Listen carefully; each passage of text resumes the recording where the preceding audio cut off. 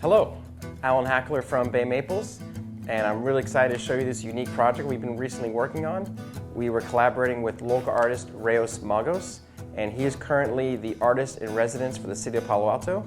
He asked us to fabricate this metal sculpture, which represents one of his design concepts. So to complete the project, we were given these artist renderings that represented the graphics that Rayos had created, and we laser cut them onto these aluminum panels and then had them mounted on this metal base. The site had only so many pounds of pressure that could be put on the concrete, so we went with this aluminum option. Because the aluminum was light and it was also tall, it was prone to wind pushing it over. So we had to make sure there was enough openings in the aluminum to account for that wind variation, but still be heavy enough for it wouldn't fall over. So we worked with an engineer from the city to come up with sort of the best weight distribution.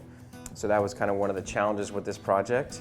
And what we did too with the bottom of the steel base, we made it so the side section could actually open up, and we slid some weights into it. So there was kind of some important design considerations to take into account, and it was all part of a really fun collaboration between the designer, my fabrication team, and the city to come up with a really fantastic final project. So these are the aluminum panels that we got laser cut from another shop down the street. After they laser cut them, they leave a sharp edge. And since this is going to be in a public setting, our next step is to go through and sand all the edges of these. And as you can see, there's a lot of edges to this. But the goal is to make it so if someone were to come by and see it, they wouldn't cut their finger on this little edge. Probably the next thing that we're going to do is we're going to basically sandwich the mesh onto here next. Okay. Because I want to make sure it's small enough to keep their fingers from going in there, yeah, but not be so much material that it takes away from the rest of things.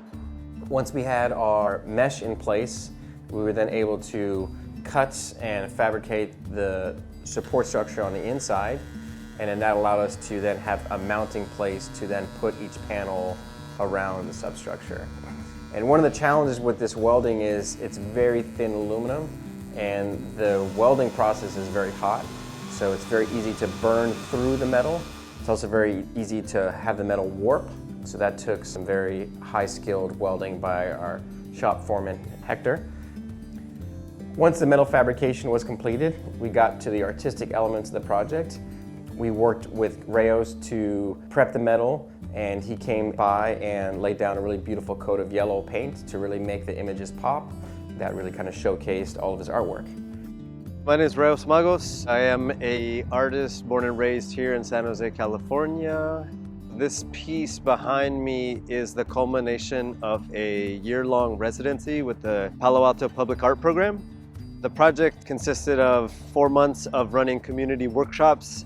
We talked a lot about sort of the impact of the pandemic. The other aspect was finding essential workers and having like one-to-one interviews with them. And then the final part of the project was to get a wider community engagement or response. So I had created these response boxes where I asked questions, what makes you hopeful?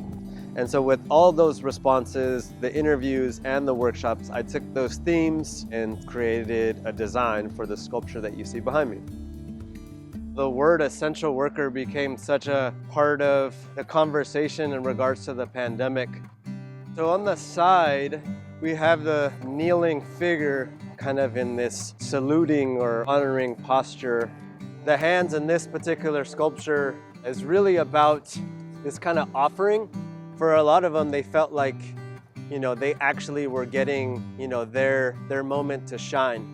And so the hands kind of symbolically represent this offering of their heart, as you see here in the middle of the sculpture, their heart, their energy, their life force. And then you kind of have like this energy coming off of that. It's a representation of all the people I've worked with in the community, as well as Elise and Nadia from the Palo Alto Public Art team, Alan and Hector of Bay Maples. I probably wouldn't be here without all the support and help of those folks, as well as my man Steven over here too. So this project may seem a little different than some of our typical Bay Maples projects, but where I see it kind of fits into our kind of overall company ethos is creating artwork. I think every garden should have some element of artistic of representation of the homeowner or the artist or community.